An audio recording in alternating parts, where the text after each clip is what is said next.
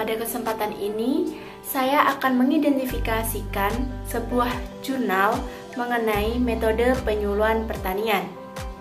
Simak video selanjutnya. Nama peneliti yaitu Patrick Juriko Tumurang, Mels J. Yeli Memah, Melissa Lady Gisela Tarore pada tahun 2019 dengan judul Pendekatan Metode Penyuluhan Pertanian Usaha Tani Cabai di Desa Tiwoho, Kecamatan Wori, Kabupaten Minahasa Utara. Nama jurnal yaitu Agri Sosioekonomi, jurnal transdisiplin pertanian yang berisi budidaya tanaman, perkebunan, kehutanan, peternakan, perikanan, sosial, dan ekonomi 1. Volume 15 nomor 1, halaman 199 sampai 206. Alamat web https://jurnal-unsrat-ac.id indeks php gsep artikel. Download 23598232255. Permasalahan yang diangkat. Penduduk Indonesia pada umumnya mengkonsumsi hasil pertanian untuk makanan pokok mereka. Pertanian di Indonesia perlu ditingkatkan produksinya semaksimal mungkin. Namun, tantangan untuk mencapai hal tersebut sangat besar karena luas wilayah pertanian yang semakin lama semakin sempit. Penyimpangan iklim, hama dan penyakit yang menyerang tanaman yang dibudidayakan, teknologi yang belum modern, dan yang menjadi masalah vital yaitu kurangnya pengetahuan petani dalam teknologi pertanian saat ini. Petani membutuhkan informasi di bidang pertanian agar dapat melakukan praktek-praktek yang mendukung usaha tani, sehingga perlu mengetahui bagaimana pendekatan metode penyuluhan pertanian yang sesuai dengan petani cabai di Desa Tiwoho, Kecamatan Wori. Tujuan penelitian.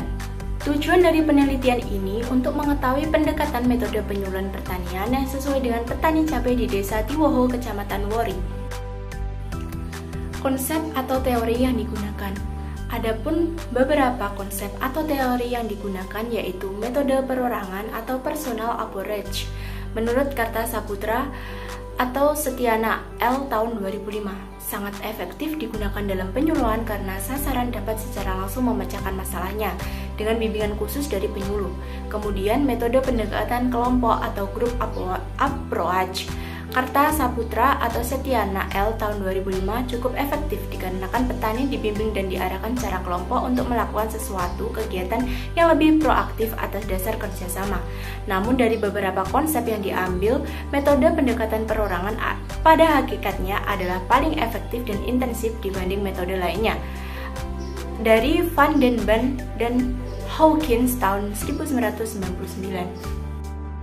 Metode analisis data dalam penelitian ini menggunakan analisis deskriptif kualitatif, yaitu menjelaskan data yang diperoleh menggunakan kata-kata dan tabulasi yang menggunakan analisis skala Likert untuk mengetahui pendekatan metode penyuluhan pertanian yang sesuai di Desa Tiwoho, Kecamatan Wori, Kabupaten Minahasa Utara dengan menggunakan variabel yakni metode penyuluhan individu, metode penyuluhan kelompok, metode penyuluhan massal.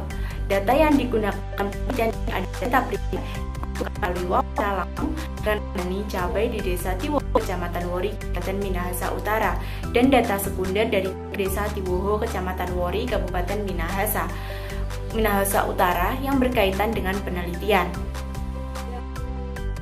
Pendekatan metode penyuluhan pertanian usaha tani cabai di Desa Tiwoho, Kecamatan Wori, Kabupaten Minahasa Utara menunjukkan bahwa tingkat penyerapan petani terhadap metode penyuluhan pertanian individu lebih sesuai untuk petani cabai daripada metode penyuluhan pertanian kelompok dan massal.